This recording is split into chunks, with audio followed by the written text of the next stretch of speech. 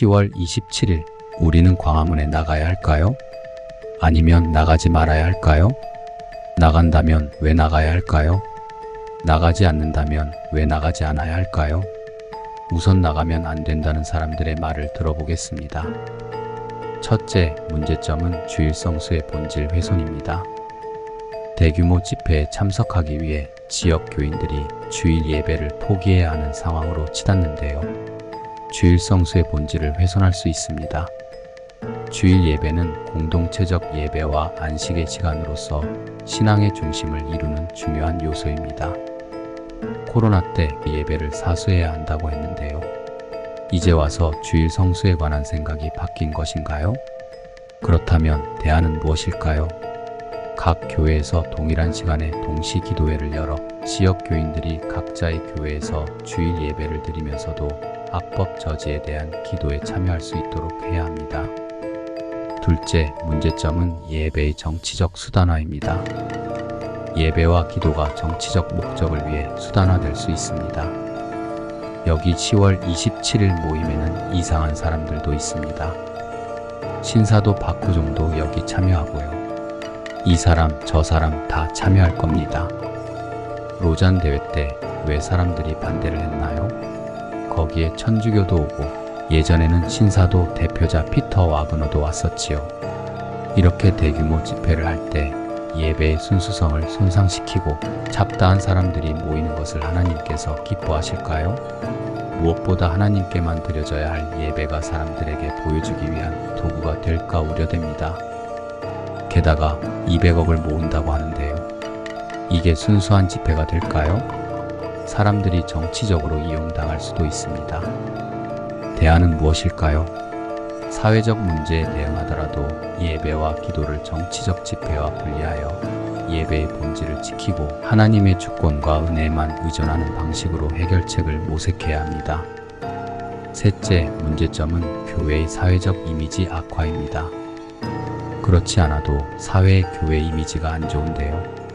대규모 집회로 인한 사회적 소란과 불편함이 기독교에 대한 비신자들의 부정적 인식을 강화할 수 있습니다. 사랑의 교회 오정현 목사님은 논문 표절부터 시작해 학력 불분명, 거짓말로 사회적인 지탄을 받은 목사님인데요. 이런 분이 앞장서서 대회를 이끌어 간다는 것은 참으로 개탄스럽습니다.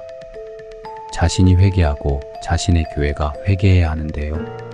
손가락으로 남을 탓하는 꼴입니다. 기독교가 무너진 것은 외부의 적이 아니라 내부 부패로 인한 것입니다.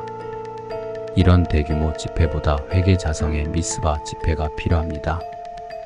오히려 이런 모임은 교회가 사회적 평화와 샬롬을 전하는 역할을 제대로 수행하지 못하게 만듭니다. 그럼 대안은 무엇인가요?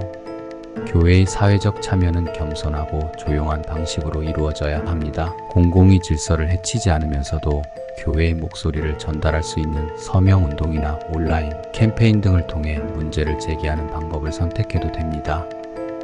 넷째, 문제점은 교회 내 분열 초래입니다. 교단의 결정에 대해 목회자들과 교인들 간의 의견 차이로 갈등이 발생할 수 있습니다. 이는 교회의 내부 분열로 이어질 수 있습니다. 지방에서 주일날 차로, 버스로 올라오는 것이 쉽지 않습니다. 수도권 근교도 어려운 일입니다. 그런데 무리해서 사람들을 동원하는 것은 고려해 보아야 합니다. 그럼 대안은 무엇인가요? 교단 차원에서 결정을 내리기 전에 더 많은 교회와 목회자들의 의견을 수렴하는 과정이 필요합니다. 공청회나 토론회를 통해 다양한 의견을 나누고 성경적 원칙에 따라 신중하게 결정을 내리는 절차를 마련해야 합니다. 다섯째, 문제점은 세속적 힘에 의존하는 교회의 대응입니다. 문제 해결을 위해 대규모 인원을 동원하려는 시도는 세속적인 힘의 원리를 따르는 것이며 이는 교회의 영적 힘을 오히려 약화시킬 수 있습니다. 그럼 대안은 무엇일까요? 수적 세력에 의존하는 대신 교회는 기도와 믿음의 능력을 통해 문제를 해결할 수 있다는 원칙을 재확인해야 합니다.